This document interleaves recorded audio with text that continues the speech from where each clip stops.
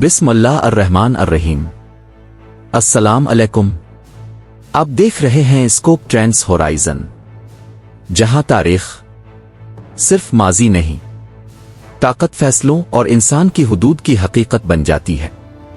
ناظرین، تاریخ میں کچھ نام ایسے ہوتے ہیں جو صرف حکمران نہیں ہوتے، وہ ایک دور ہوتے ہیں، اور ایسا ہی ایک نام تھا نپولین بوناپارٹ، ایک عام فوجی افسر جو یورپ کا سب سے طاقتور انسان بن گیا، ایک ایسا شخص جس نے سلطنتوں کو شکست دی، بادشاہوں کو جھکایا اور نقشے بدل دیے، لیکن پھر سب کچھ ختم ہو گیا۔ سوال یہ نہیں کہ نپولین ہارا کیسے، اصل سوال یہ ہے نپولین غلط کہاں ہوا۔ ناظرین، 1790 کی دہائی میں فرانس ایک بحران میں تھا۔ انقلاب نے پرانا نظام توڑ دیا تھا، بادشاہ ختم ہو چکا تھا، لیکن اس کے ساتھ ہی استحکام بھی ختم ہو گیا تھا۔ فرانس کو ایک لیڈر چاہیے تھا، اور اسی خلا سے نپولین ابھرا۔ وہ صرف ایک جنرل نہیں تھا، وہ ایک اسٹریٹجسٹ تھا۔ وہ جانتا تھا کہ جنگ کیسے جیتی جاتی ہے، لیکن اس سے بھی اہم، وہ جانتا تھا کہ خوف کیسے پیدا کیا جاتا ہے۔ اس کی فوج چھوٹی تھی، لیکن تیز تھی، منظم تھی اور وفادار تھی۔ نپولین نے ایک ایک کر کے یورپ کی طاقتوں کو شکست دی۔ آسٹریا، پیروشیا، اٹلی، سب اس کے سامنے جھک گئے۔ 1804 تک وہ صرف ایک جنرل نہیں رہا تھا، وہ شہنشاہ بن چکا تھا۔ ناظرین، یہ وہ لمحہ تھا جب نپولین نے اپنی سب سے بڑی کامیابی حاصل کی، اور اسی لمحے اس کی سب سے بڑی غلطی شروع ہوئی، کیونکہ طاقت حاصل کرنا مشکل ہوتا ہے، لیکن طاقت کو سنبھالنا اس سے بھی زیادہ مشکل ہوتا ہے۔ نپولین نے یورپ کو فتح کیا، لیکن وہ اسے کنٹرول نہیں کر سکا۔ ہر نئی فتح ایک نئی ذمہ داری تھی، ہر نئی جنگ ایک نیا دشمن پیدا کر رہی تھی، لیکن نپولین رک نہیں رہا تھا، کیونکہ طاقت ایک عادت بن چکی تھی، اور طاقت کی سب سے خطرناک بات یہ ہے، وہ انسان کو یہ یقین دلا دیتی ہے کہ وہ ناقابل شکست ہے۔ ناظرین، 1812 میں نپولین نے وہ فیصلہ کیا جس نے سب کچھ بدل دیا۔ اس نے روس پر حملہ کیا۔ یہ ایک جنگ نہیں تھی، یہ ایک گیمبل تھا۔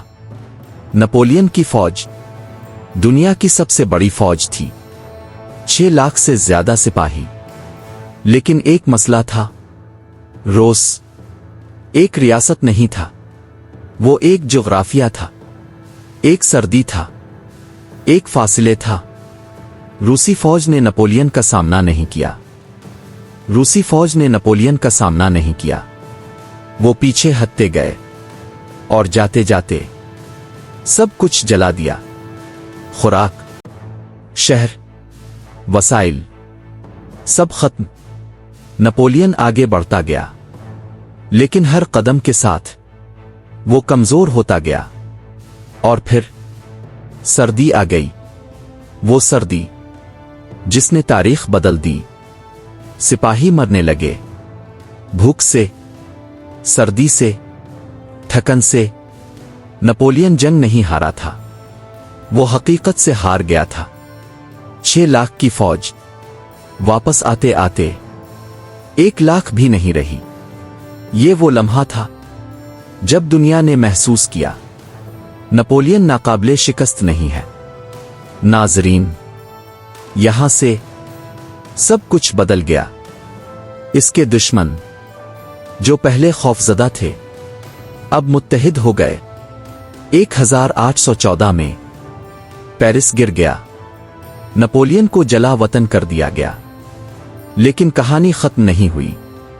وہ واپس آیا ایک آخری بار 1815 میں، واٹرلو، اس کی آخری جنگ، اس کی آخری امید اور اس کی آخری شکست۔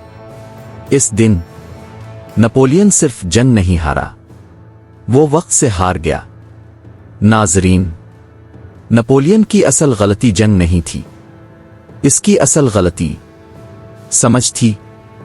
اس نے سوچا کہ طاقت ہمیشہ رہے گی، اس نے سوچا کہ فتح ہمیشہ ممکن ہے، اس نے سوچا کہ وہ حقیقت کو بدل سکتا ہے۔ لیکن تاریخ کا ایک اصول ہے، کوئی بھی طاقت ہمیشہ نہیں رہتی۔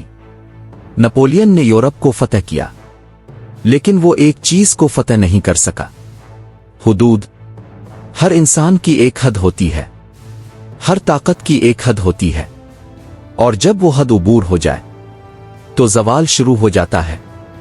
ناظرین، نپولین کی کہانی شکست کی کہانی نہیں ہے، یہ انتباہ کی کہانی ہے۔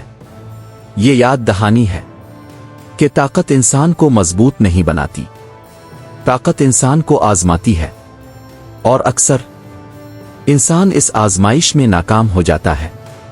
آپ دیکھ رہے تھے اسکوپ ٹرینڈز ہورائزن، جہاں تاریخ واقعات کا مجموعہ نہیں، انسانی فیصلوں کا آئینہ ہے۔